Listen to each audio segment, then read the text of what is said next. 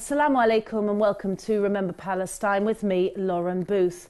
Qaeda Adnan is a 33-year-old Palestinian on hunger strike, shackled to a hospital bed after being removed from an Israeli prison.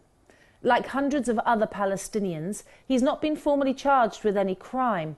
Yet he's informed his lawyer that he's been subjected to torture and humiliation.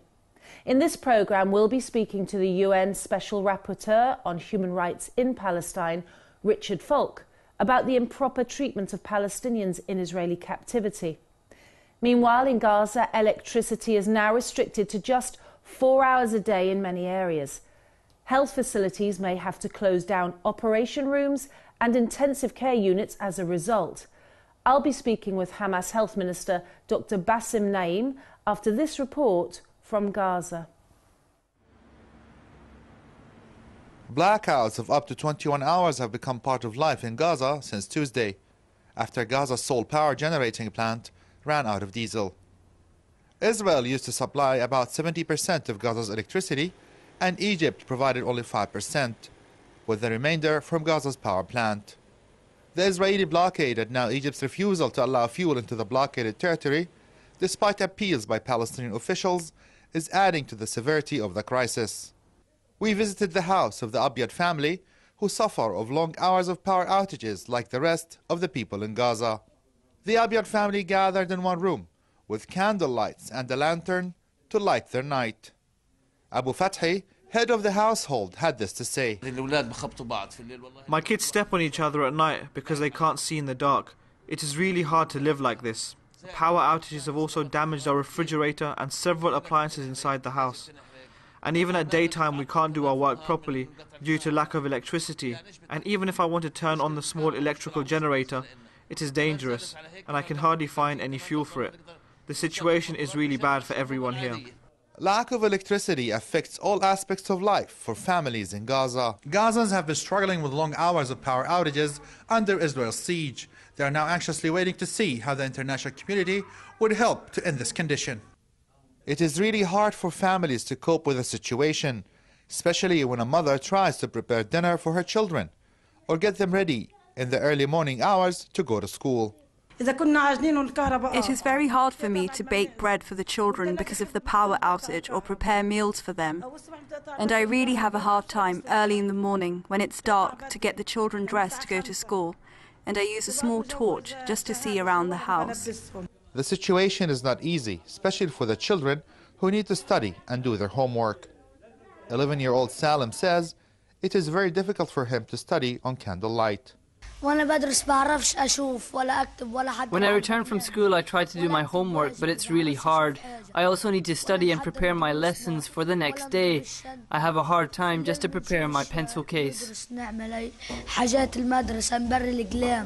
Families are also concerned about fire hazards while using candles and power generators. Ashraf Shannon, reporting for Remember Palestine, Gaza. Well, joining me now down the line from Gaza is the Health Minister, Dr. Bassem Naim. Dr. Bassem, thank you very much for joining us. Can you please tell me how much of Gaza is affected by the extreme outages of electricity and what sort of population is now suffering? Bismillah ar-Rahman ar-Rahim. Really talking today about a disaster in Gaza after stopping the power generating company or electricity generating company in Gaza, which supply Gaza Strip with around 30% and of the needed electricity. We are talking about 1.7 million Palestinians who are in each angle of their daily life affected. We are talking about affecting negative impact on the public health. No water can be supplied to the households. No sewage water can be pumped to the proper places.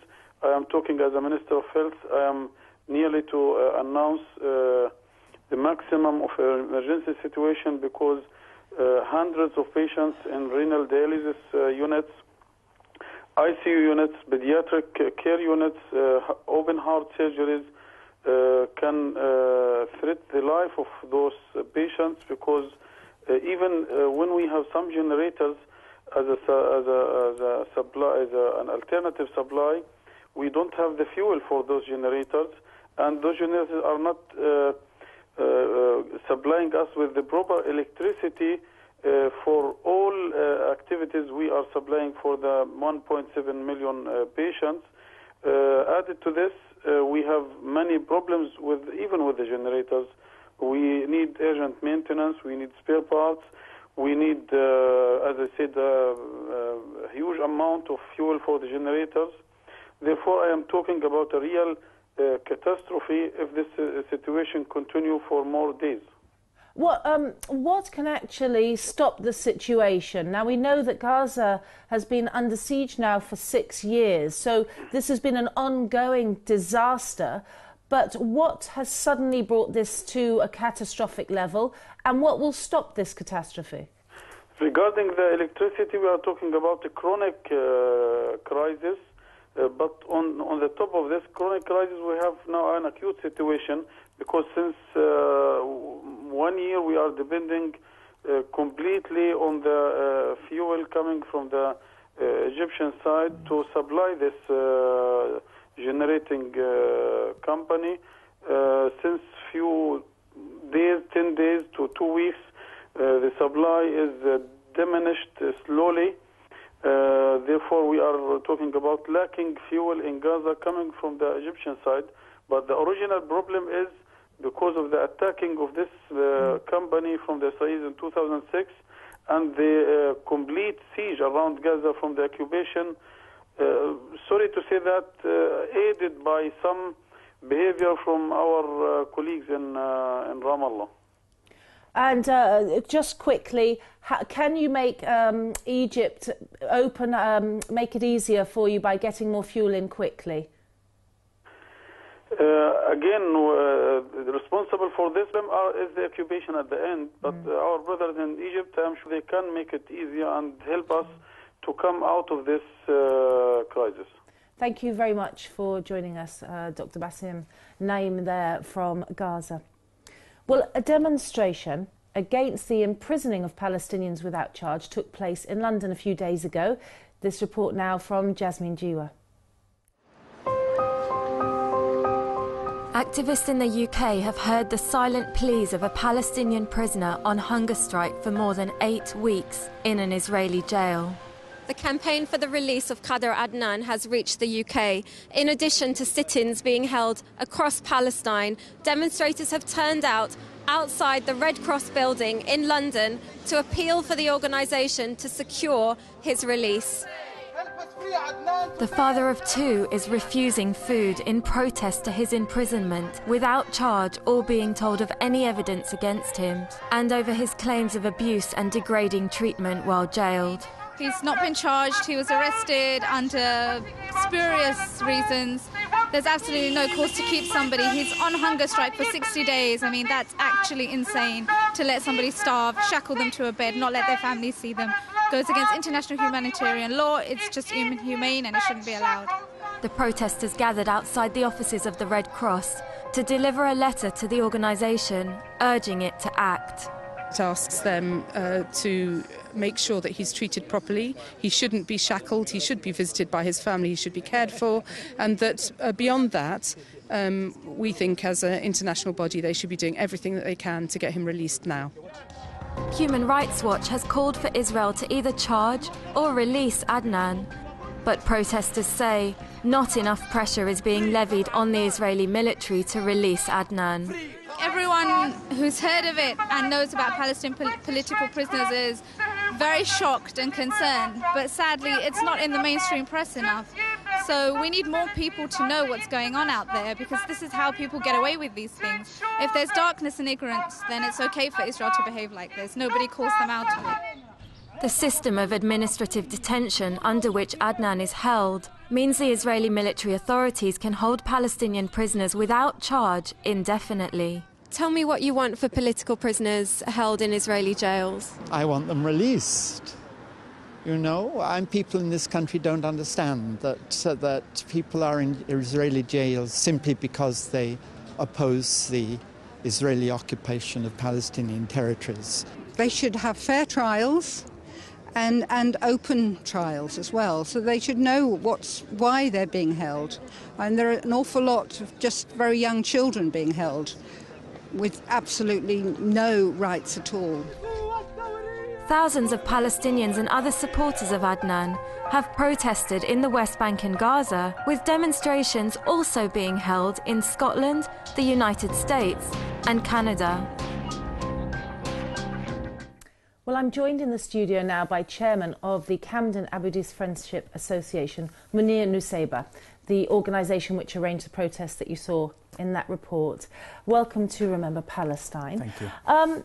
The letter delivered there to the Red Cross, was it symbolic, or are you expecting a response? And if so, what's happening?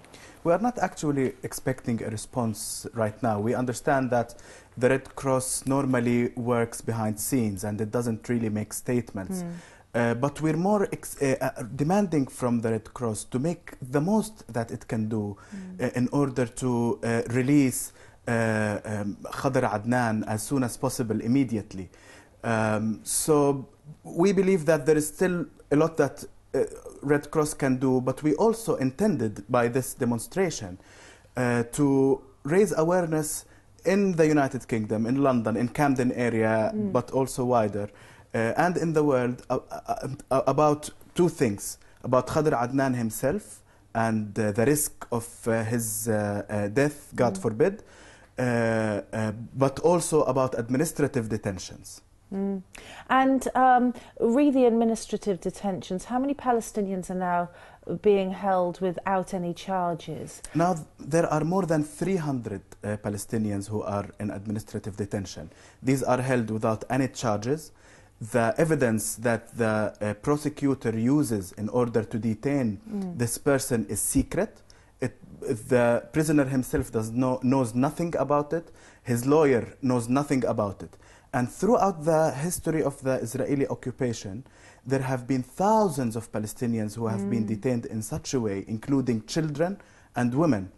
Normally, Israel uses it against people who have a certain political opinion that the Israeli military occupation doesn't like.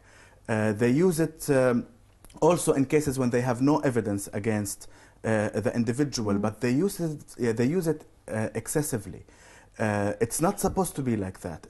Normally, your right is due process. You're supposed to know the evidence that is being used against you in court. You're supposed to be allowed to defend yourself. But also, you're not supposed to be detained for your political opinion or for... But these these detention orders, they start at 6 months and then they can just be renewed every 6 months indefinitely. Is that right? Indefinitely. It can be renewed indefinitely. Every time the military prosecutor has the right to extend it for 6 months, but then there is no limit to the number of renewals for such detention. There have been people who were detained for over 5 years under administrative detention, and actually the psychological effect of such detention, of such kind of detention on the detainee himself is very high, because normally what they do is that they keep you for the first 6 months, and either on the same day or a little bit before the end of the 6 months, when you think you're actually leaving prison, they renew the order again. And while your family are waiting for your return, they discover that it has been renewed for another 6 months. And then... So actually, you know, the impact is on the whole society and on the families and this anxiety and trauma. So really, we can say it's a weapon of an illegal war, can't we? Indeed, it is a weapon of an illegal war. It is, and it is used against those who normally have not used any violence. It's normally used against those who... professors, for example, children, etc. Those who Israel wants to punish, but it has no legal ground to punish them. So they punish them through administrative detention. It also has the effect on the whole society. You cannot know that there is a way under the Israeli occupation in which you can be safe from prison. There is nothing you can do.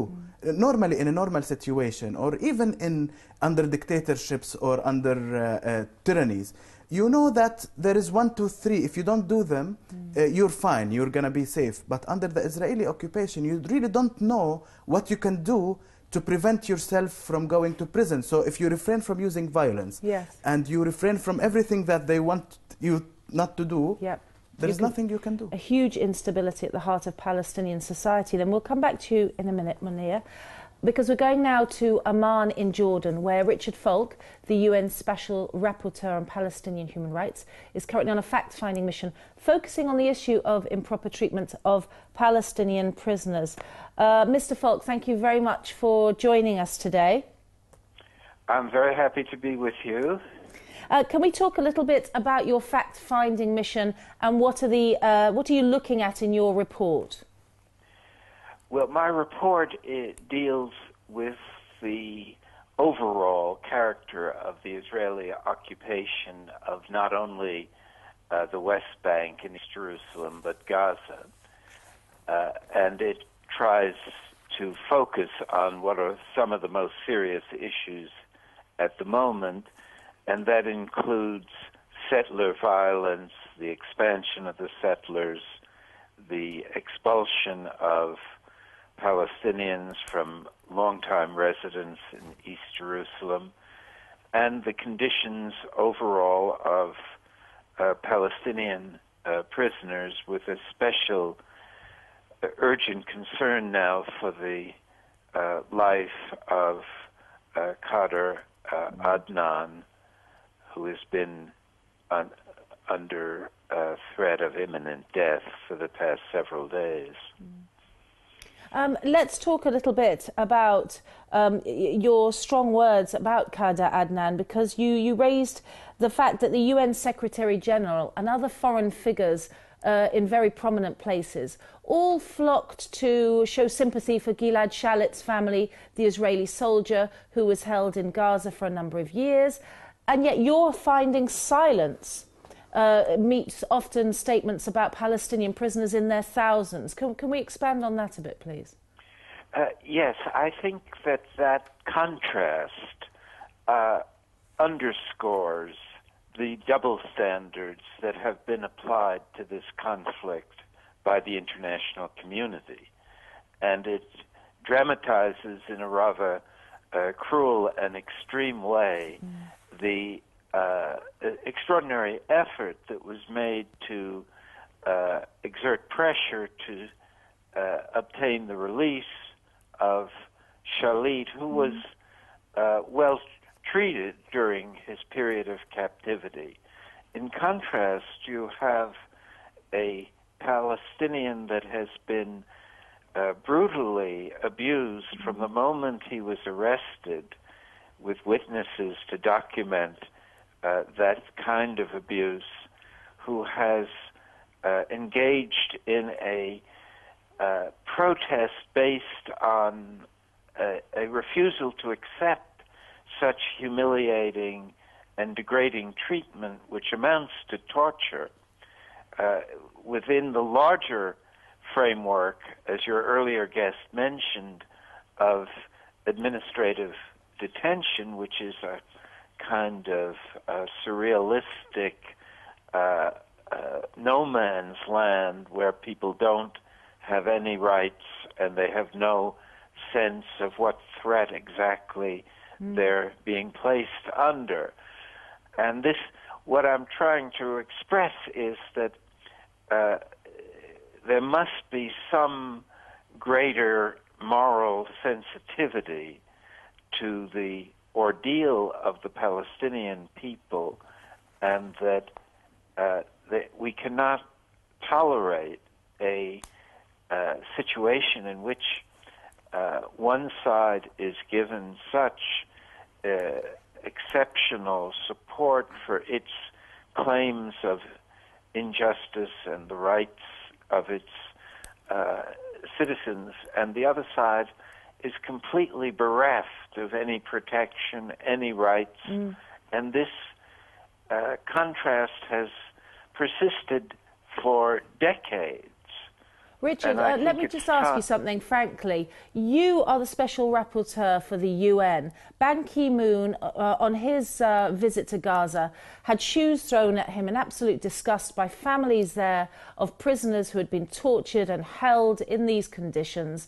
Why is the UN taking this stance? Why is it always that they go and pay respects to Gilad Shalit's families and yet won't even meet with Palestinian prisoners' families? This is blatant hypocrisy. Yes, it is hypocrisy, but it also underscores, I think, a misunderstanding about the UN is an intensely political organization, and the Secretary General's failure to meet with the families of Palestinian prisoners undoubtedly was an expression of this geopolitical reality that shapes what the UN can and can't do. Richard, can I just ask you then, just briefly, did you personally push Ban Ki-moon to react? You obviously advising on all of these situations. You're a very knowledgeable man. Did you have this conversation and say you've got to be just on human rights at least? Well, I have tried to exert this kind of approach, but it's very difficult to penetrate these higher echelons of the UN, which insulate themselves against the sort of balanced treatment of humanitarian issues that I'm recommending. The UN can either be very active, as it was in Libya, or completely indifferent, as it has been to the blockaded people of Gaza, and as it is to this ordeal that Palestinian prisoners have been undergoing. Richard Falk, Special Rapporteur for the United Nations on Palestinian Human Rights, thank you very much for joining us today. Munir Nusseibeh is with me in the studio. Just a final comment on what you heard there. I agree with Professor Falk about this hypocrisy that the international politics is treating both the thousands of Palestinian prisoners and the cases when there is one Israeli prisoner who is actually treated well in Palestinian detention. It is very unfortunate that this is the case. I would expect the international community and the United Nations to look from the eyes of human rights standards rather than from the eyes of politics. However, unfortunately, this is not the case, and it means that the Palestinians need to continue to go on hunger strikes on their own without this international